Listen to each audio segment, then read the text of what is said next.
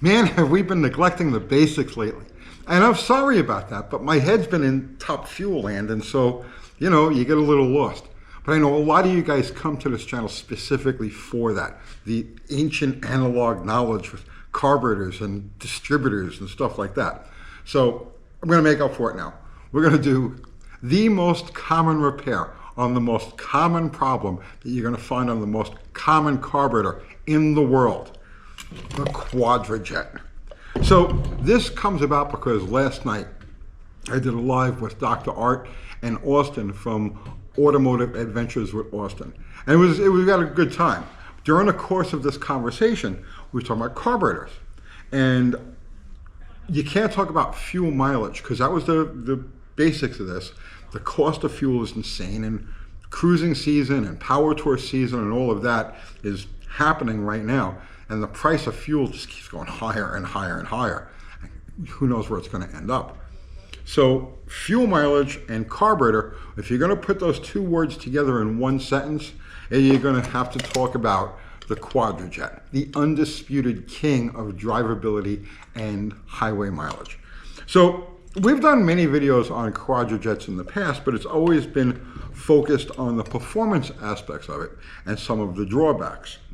And before I go any further, I know I hear all of you Chrysler guys out there, what about the Thermo Quad? I know, I love the Thermo Quad. I know the Thermo Quad. But inch for inch, pound for pound, the Quadrajet beats it in every way, except for ultimate full throttle performance, repeatable, hot, when I say hot, I mean temperature-wise, performance. But for basic drivability and simplicity and cost, you can't beat these things. You can buy them still for like $5. You buy a milk crate full of these things for $20. I know, I've done it. They're all over the place. They built millions of these. And this problem I'm going to talk about not only applies to the Quadrajet, literally every Quadrajet ever built, but also the Dualjet, which was General Motors' primary two-barrel carburetor for, over 20 years. And the Dualjet is simply just the front half of a Quadrajet. That's all it is. So this problem applies to those also. Now, again, this is not a thoroughbred performance carburetor. But let's just say you've got your combination set up and it runs best with an 850 Holley or whatever it is you've got on there. But now you want to do some road tripping with it. And you don't want to be feeding an 8 or 10 mile per gallon beast. You need something that's going to cruise. You don't care about those top end numbers. You care about highway performance, clean running, fuel economy. This is it. This is your choice. Everybody should have at least one of these things ready to go on the shelf. You're going to need probably a carburetor adapter to go from the spread bore to a square bore and so on and so forth, linkage adapters, but nevertheless, this is a great thing to just have on the shelf ready to drop on your car in the event you want to pack the family up and take a road trip with it, or you're going to do something like power tour. These things can't be beat. So the most common problem with these, and it happens to all of them. If it hasn't happened to yours yet, it will. And it has to do with leaking from these well plugs down here. So on every single one of these Quadrajets, as well as the Dualjets, if you look right in front of the primary barrels, you'll see these two openings. And inside of these two openings, you'll see two like nipples. And what those are passages that are drilled during the course of this thing's manufacture and then filled with a plug. And I've seen different colors of material as far as a plug goes. Like I've seen them in lead, I've seen them brass colored, but nevertheless, they all eventually leak. A lot of people don't know they're leaking, they don't realize they're leaking.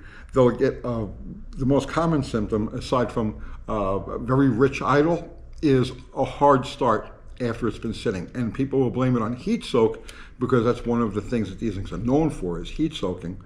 But when those well plugs leak, after you shut the engine off, they'll drip, drip, drip gasoline into the intake manifold, and when you go to restart it, she won't want to go. Probably half of the suspected heat soak issues that happen with a Quadrajet are actually due to the well plugs leaking. And while the engine is running, idle, the vacuum is going to pull a pretty significant amount of fuel through one of these well plugs that leak. And even, let's say, highway cruising, you know, part throttle, high vacuum cruising, it's pulling fuel really like there's no tomorrow. And it could account for 3, 4, 5 miles per gallon difference. So, again, the most common problem on the most common carburetor, and here's the most common fix. Works 100% across the board. So first thing you want to do is you want to pull the base plate off of this. The base plate's held in with 5 screws. You've got the 3 obvious ones on the bottom, and you've got these 2 on the top. Right? And you probably don't need a gasket set if you're going to do this. Generally speaking, those base gaskets stay intact, so I wouldn't worry too much. Obviously, if it gets destroyed during the course of doing this, get a replacement, but nevertheless. So you've got these 2 long screws at the very back that go in from the top, and then you've got these 3 down here.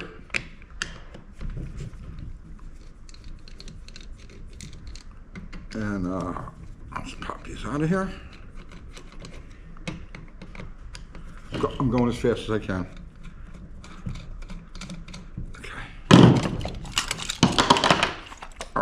And here the base plate literally just falls off of there. You got this piece of linkage. Well, you know what? We'll just leave it like that. Okay, there you go. So, these plugs, right here is what you're looking at. And the way to fix these things is with epoxy. So, here, let me show you close up what they look like, so that you know. Right there. So they'll start to leak. You see where the plug is set down in there? They'll start to leak from there. So the fix for this, so simple. Bit of emery cloth.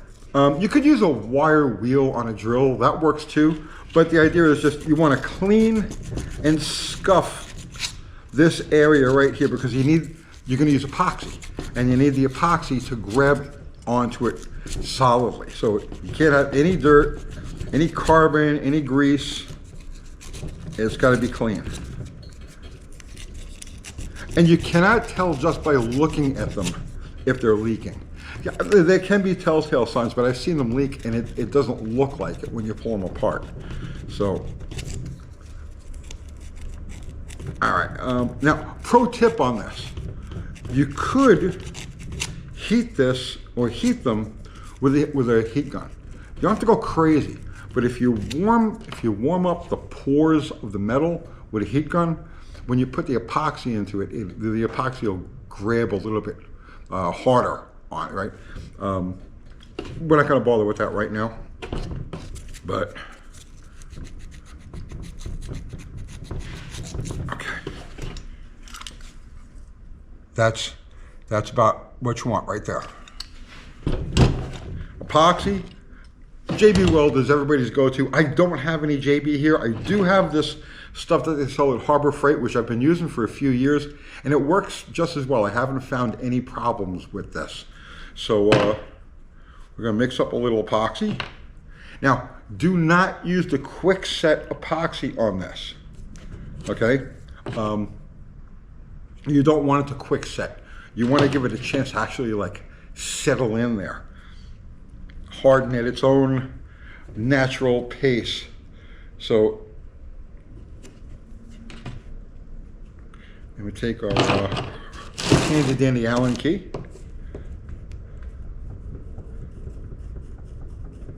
Give it a good mix. Boy, this is really basic. You want to talk about basic? We go from Crower Glide clutches and then stuff like that to swirling some epoxy on a piece of cardboard to fix a Quadrajet. Talk about range, right? All right, so there we go.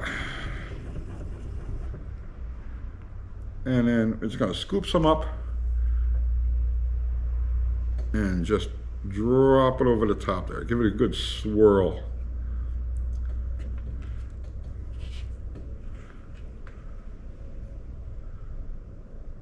Now you want to put a fair amount on there, because as it dries, or as it sits before it dries, it'll drip down and grab a good portion of the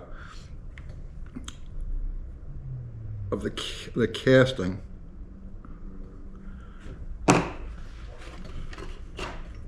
Oh, that's sloppy.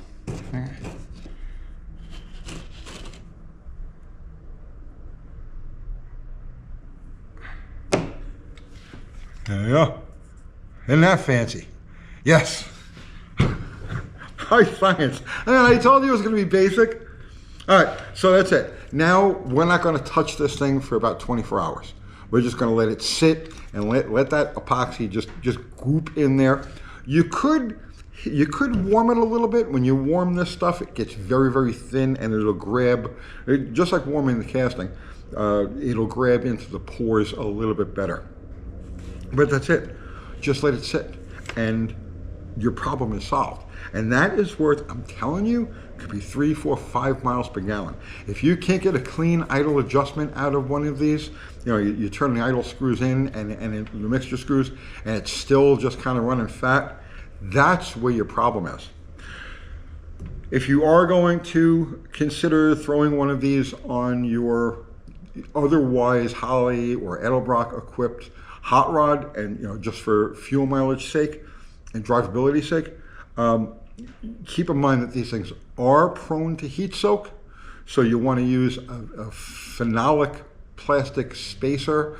You definitely want to use proper gasket, a thermal gasket on these things, because they will boil over. When you least expect it, you're sitting there in traffic, they'll start to percolate inside, because this thing has a centralized float bowl, very poor cooling characteristics, and so that's why they evolved the thermoquad. The thermoquad only came about to replace the Quadrajet, or I should say fix the Quadrajet's problems.